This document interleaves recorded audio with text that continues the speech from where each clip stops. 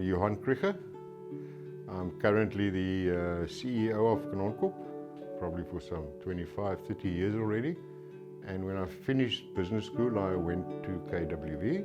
KWV as a company at those days, it was a massive, big advantage as a mentor company. And I learned all the tricks and trades of the wine business, or the business of wine, I like to call it. And that sort of got me into the beginning years of my life within the wine business. So when I finished there after about 8-9 years, I joined Kanonkop, family business, 4th generation family business now. So on a Saturday afternoon, I set up a think tank with me and my brother Paul and Bayers, which was then winemaker at Kanonkop for about 3 months, and my mother and my father. And I had all these strategic plans and whatnot. And we had a discussion that Saturday afternoon, 1981. Those days we were still making a hodgepodge of different varietals and whatnot. And we had a look at all our strengths, weaknesses and whatnot, that whole SWOT analysis. It's not all that, but those days it was quite new. And at the end of that meeting, we all concluded that we should become much more focused.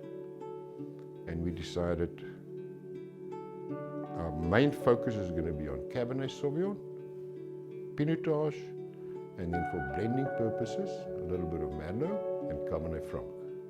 And today, 40 years later, that is still our focus. I'm not in the wine business, I'm in the business of wine.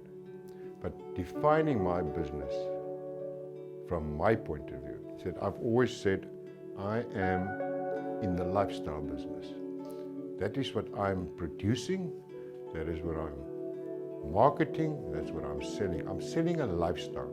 Basically doing what you have to do and just doing it better every year. You have to be innovative without losing focus and not trying to do too many things for too many people. It's a focused approach, and quite important is giving the opportunities to winemakers who are to a less extent, they're artists in their own way, to giving them the freedom to do the best possible of what they get on Kanonkop. And that is more specifically the soils that we have, the slopes that we have, the climatic conditions that we have here, and just to take that whole mix of variables and do the best that you can possibly do with that. It's the people on Kanonkop. I always talk about the Kanonkop family.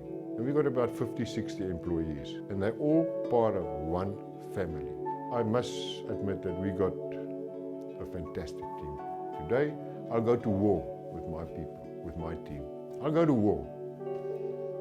I was arguably a little bit too young to really appreciate him.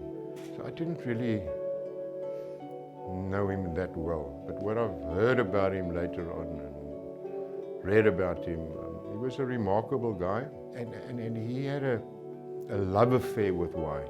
And Paul Sauer was arguably the first guy to promote usage, consumption of wine with food.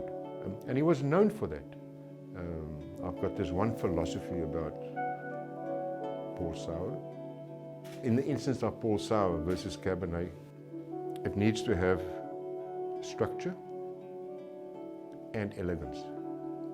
Now, if I can get all the components of Sophia Loren into a bottle of Paul Sauer, the 2017 is going to come a close second. I wish he could be here just for one day.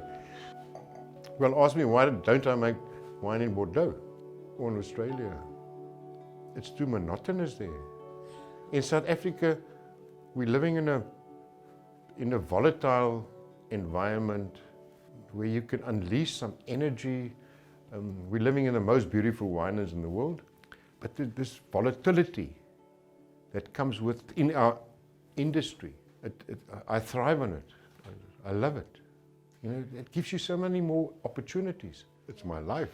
I live and eat and drink wine. That is as simple as that.